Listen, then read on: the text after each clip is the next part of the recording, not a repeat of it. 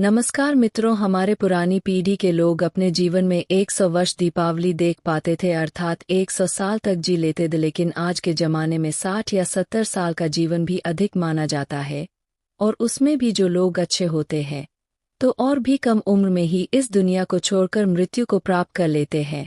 आपने लोगों को कहते सुना होगा कि भगवान अच्छे लोगों को जल्दी बुला लेते हैं, लेकिन क्या आपको पता है कि ऐसा क्यों होता है? क्यों दूसरों का भला करने वाले और अच्छे लोग बुरे और दुष्ट लोगों की तुलना में जल्दी मृत्यु को प्राप्त करते हैं? आपने लोगों को यह भी कहते हुए सुना होगा कि इस भले इंसान को इतनी जल्दी मौत क्यों आ गई और वह दुष्ट पापी अभी तक मारता क्यों नहीं। संगीत इसका कोई कारण है। अनेक में इसके बारे में बताया गया है।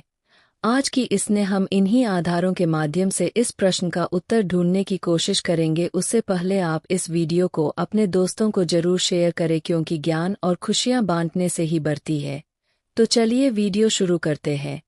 ज्योतिष यही ध्रुव मृत्यु गीता में भगवान कहते हैं कि जिस व्यक्ति ने जन्म लिया है उसका मृत्यु अवश्य ही होगा, और हमारे सनातन धर्म में माना जाता है कि किसी व्यक्ति के जन्म से पहले ही यह तय हो जाता है कि उसका जन्म कहाँ होगा, उसके माता पिता कौन होंगे, उसका विवाह किसके साथ होगा, यहाँ तक कि यह भी तय होता है कि उसकी मृत्यु कहाँ और कब होगी। सभी धर्म में मृत्यु को एक अटल सत्य माना गया है, और जिसने जन्म लिया है उसे एक ना एक दिन मरना ही पड़ता है।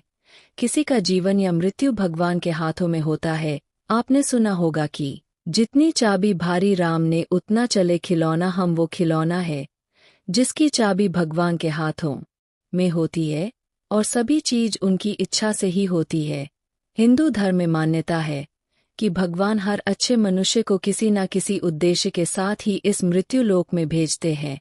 जब वह उद्देश्य जल्दी पूरे हो जाते हैं तब भगवान उन्हें वापस बुला लेते हैं, अर्थात अच्छे लोगों की मृत्यु भी उनके अच्छे कर्मों पर ही निर्भर करती है। कलयुग के लक्षण में भी बताया अधिक वर्ष तक जिएंगे और पुण्यात्मा जल्दी इस लोक को त्याग कर देंगे। इसके अलावा आपको यह भी बता डन कि जो लोग ये कहते हैं कि मरने के बाद इंसान खाली हाथ जाता है, उन्हें यह जान लेना चाहिए कि 3 चीज ऐसी है जो मरने के बाद भी उसके साथ जाती है। एक है संचित कर्म, दूसरा है स्मृति, और तीसरी है जागृति। इसीलिए आप अब किसी से यह मत कहना कि आप खाली हाथ आए द और खाली हाथ जाएंगे। हमें कई बार लगता है कि कुछ भले लोग या हमारे परिजन जो भले द कभी किसी का बुरा नहीं किया था, कभी किसी को सताया नहीं था, फिर भी भगवान ने उनको अपने पास इतनी जल्दी क्यों बुला लिया? उन्हें तो अच्छे कामों के बदले में ज्यादा जीना चाहिए था, तो भगवान ने ऐसा क्यों किया? तो लिए इस बात को समझते हैं। आपने कई प्राचीन कथाओं में सुना होगा कि जब कोई ऋषि मुनि या भगवान किसी अप्सरा या देवता पर क्रोधित होते थे तो उसे सजा के तौर पर पृथ्वी लोक यानी मृत्यु लोक में जन्म लेने का श्राप देते थे। यह मृत्यु लोक दूसरे लोगों की तुलना में ऐसी भयानक और दुखदायक जगह है जहां सजा के तौर पर देवताओं और अप्सराओं को भेजा जाता था, और सजा मिलने पर वो देवता और अप्सरा गिजडेद की ही प्रभु हमसे गलती हो गई, हमें माफ करे और हमारी सजा कम करे। यह मृत्यु लोक समस्त ब्रह्मांड में ना तो अच्छी जगह है और ना ही बुरी जगह। आप इसे कर्मभूमि भी कह सकते हैं, और कर्मों के हिसाब से ही आपकी आगे की यात्रा तय होती है। जब हम जन्म लेकर यहाँ आते हैं तो हमें इस मृत्यु लोक की माया जाल और मोह माया घर लेती है, और हमें यह मृत्यु लोक अच्छा लगने लगता है। हमें इस मृत्यु लोक और यहाँ रहने वाले लोगों से मोह जाता है। हम इस मृत्यु लोक को छोड़कर नहीं जाना चाहते हैं, और हमारा कोई साथी इस लोक को छोड़कर चला जाता है तो भी हमें दुख होता है। जब किसी इंसान की मौत होती है तो वह जीवात्मा यमराज के वहां जाती है, और वहां उसके कर्मों का लेखा जोखा होता है। उसमें देखा जाता है कि उसे जीवात्मा ने अच्छे कर्म किए हैं या बुरे कर्म किए हैं।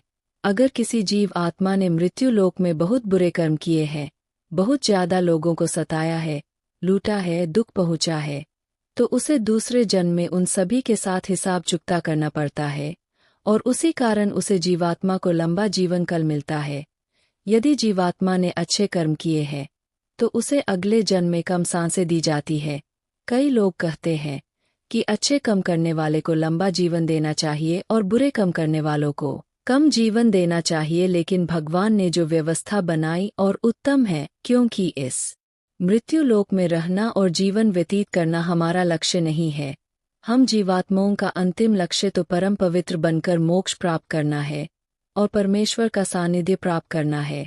हर एक जन्म के साथ हमें अवसर मिलता है कि हम अपनी चेतना के स्टार को अच्छे कम करके ऊपर उठाएं, क्योंकि हम बुरे कम करते हैं तो हमारी चेतना का स्टार नीचे जाता है और हमें हजारों और कई बार तो करोड़ सालों तक इस मृत्यु लोक में दुखों को झेलना पड़ता है। कहाँ जाता है कि एक जीवात्मा को 84 लाख बार इस संसार सागर के चक्कर काटने पड़ते हैं, तब जाकर उसे मोक्ष मिलता है।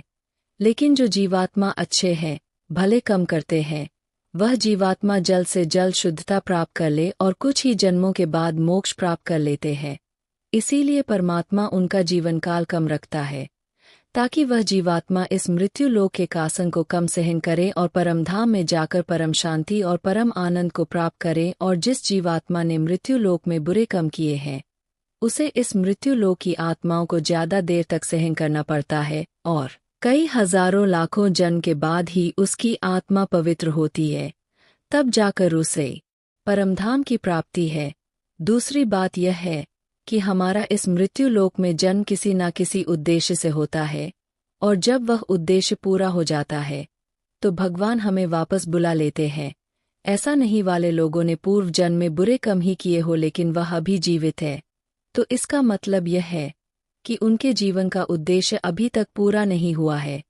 मित्रों, आप समझ गए होंगे कि अच्छे लोगों की मृत्यु जल्दी क्यों हो जाती है।